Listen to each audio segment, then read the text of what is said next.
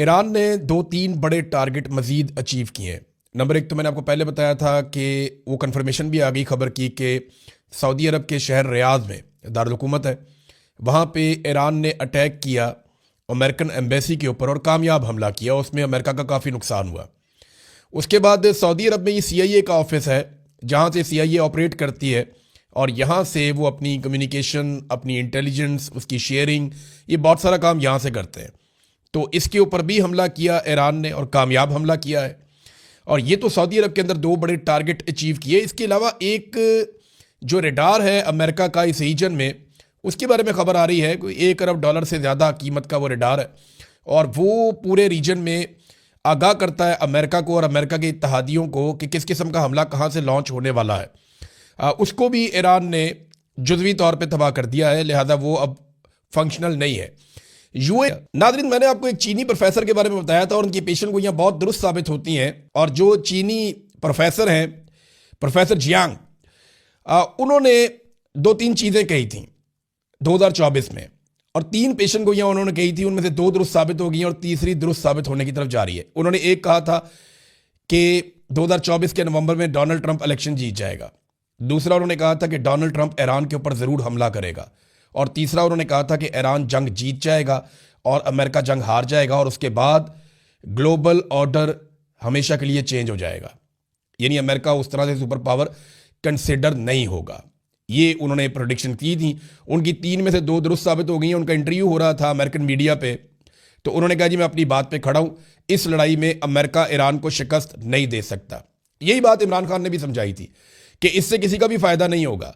जब भी आप ये लड़ाई करेंगे, ये एडवेंचर करेंगे, ये अमेरिका समेत पूरे खित्ते को भारी पड़ेगा और पूरी दुनिया को इसकी कीमत चुकानी पड़ेगी। ये बात इमरान खान ने भी समझाई थी, लेकिन डोनाल्ड ट्रंप की खोपड़ी में ये घुसी नहीं। अब डोनाल्ड ट्रंप जो है वो कलाबाजियां खाना शुरू हो गए। नया स्टेटमेंट उन्होंने दिया है कि ईरान में हर चीज़ तबाह हो चुकी है, ना फिजाइया है, ना बहरिया है, ना फिजाई दिफाई निज़ाम है। भाई ये चीज़ें तो ईरान के पास पहले भी कोई नहीं थी। कोई बहुत बड़ी बहरिया उनके पास तो ऐसा सच नहीं थी, जितनी है वो है। और फ़िज़ाइया ईरान ने कभी उस तरह से बनाई नहीं अपनी। फ़िज़ाई दिफाई निज़ाम जो है वो खुद तो वो बना नहीं सकता। तो ईरान के पास जो था वो तो है, उसके मिसाइल भी हैं, उसके ड्रोन्स भी हैं और उसके पास जितनी यूरेनियम है वो भी उसके पास अभी मौजूद है। आप तो कुछ नहीं ले सके उनसे। डोनाल्ड ट्रंप अब फेस सेविंग कर रहे हैं और रोला डाल रहे हैं, मैं जीत गया, मैं मार देता, मैंने तबाह कर दिया।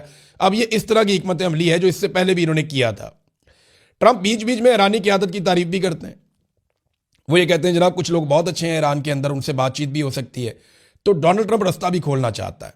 रज़ा पहलवी के साथ बहुत बुरी हुई।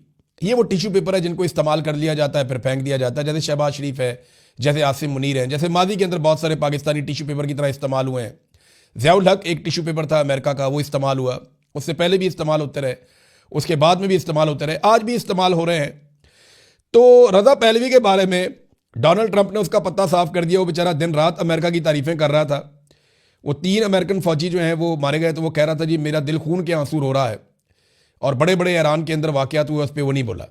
तो डोनाल्ड ट्रंप ने कहा जी कि पहलवी अच्छा बंदा है, लेकिन इनका इक़्तिदार भी यहाँ पे छीना गया था, मगर इस वक्त ईरान के अंदर से ही किसी का इक़्तिदार संभालना मुनासिब होगा। यही पहलवी को फारिग कर दिया डोनाल्ड ट्रंप ने। 24 घंटों में डोनाल्ड ट्रंप के 2 तरह के स्टेटमेंट आए। एक स्टेटमेंट आया डोनाल्ड ट्रंप का, मैं मुज़ाकरात के लिए तैयार हूं, मैं बातचीत करना चाहता हूं ईरान से। और फिर ईरान ने इनकार कर दिया और चिट्टा जवाब दिया कि हम वाशिंगटन से बातचीत नहीं करेंगे, अब जंग हम ख़त्म करेंगे तो होगी। उसके बाद डोनाल्ड ट्रंप को काफ़ी शर्मिंदा किया गया अमेरिका में। फिर डोनाल्ड ट्रंप ने दोबारा स्टेटमेंट दे दिया जी मुझे मुज़ाकरात का कहा जा रहा है, लेकिन मैं कह रहा हूं इट्स टू लेट, कि अब बहुत ताख़ीर हो गई, अब मैं नहीं जंग रोकूंगा। तो आप अंदाज़ा करें कि डोनाल्ड ट्रंप की इस वक्त क्या सूरत हाल है। हवाइयाँ उड़ी हुई हैं और समझ नहीं आ रही कि दाएँ जाएँ या बाएँ जाएँ और चीज़ें उनके कंट्रोल से बाहर निकल रही हैं। एक और चीज़ नाज़रीन मैं डोनाल्ड ट्रंप की आपके साथ शेयर करता हूं।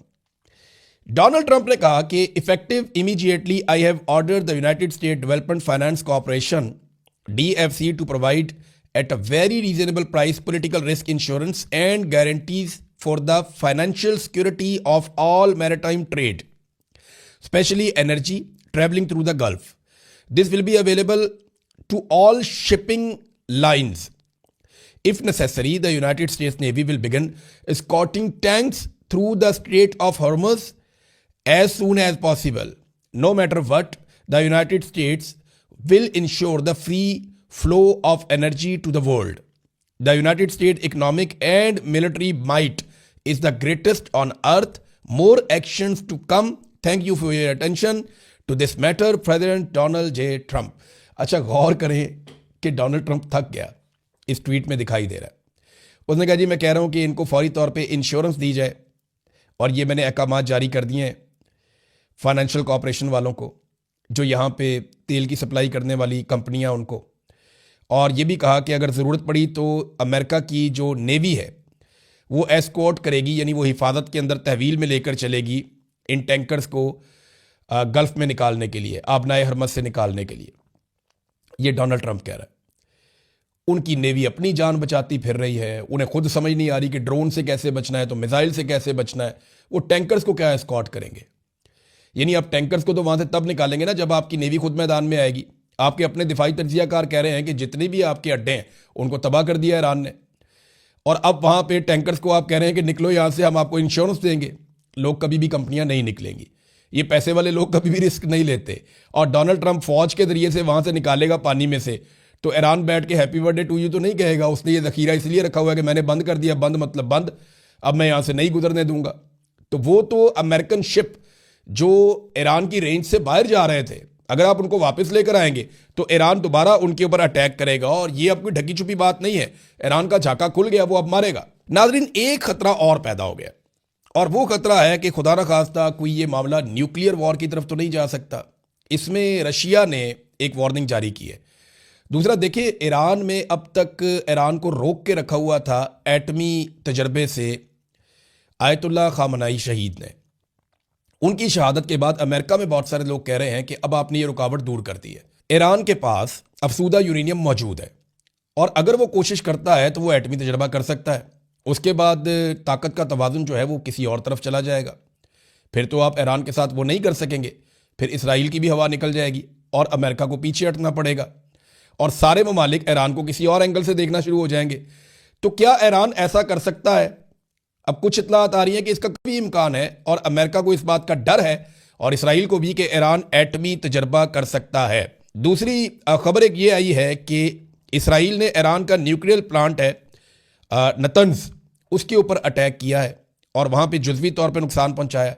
ईरान ने फौरी तौर पे IAEA को बताया, ये बैनुल-अक़वामी एजेंसी है जो एटॉमिक एसेट्स के बारे में सारी मालूमात आपको इनको देनी होती हैं, तो उनको फ़ौरन आगाह किया कि इससे ताबकारी फैल सकती है।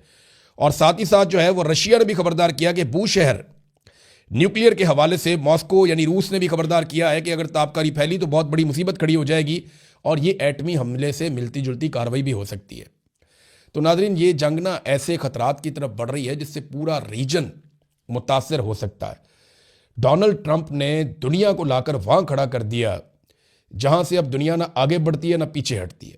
अमेरिका को शिकस्त तस्लीम करनी पड़ेगी, इसी के अंदर सबकी जीत होगी।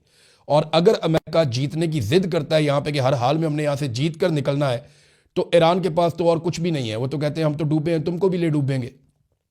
वो तो इस फार्मूले पे आ गया। ये तो तुर्की के वजीर खारजा ने भी कह दिया कि ईरान अब इस स्टेट ऑफ माइंड में आ गया है कि वो ये कहता है कि हम अगर गए तो फिर सब गए, वो सबको लेके डूब जाएगा। लिहाजा अब अमेरिका के पास पीछे हटने के अलावा कोई चारा नहीं है। क्या ईरान ये रास्ता देगा? ये सवालात हैं, हम इन पे बात करते रहेंगे। अब तक के लिए इतने, अपना ख्याल रखिएगा, अपने इस चैनल का भी। अल्लाह हाफ़िज़।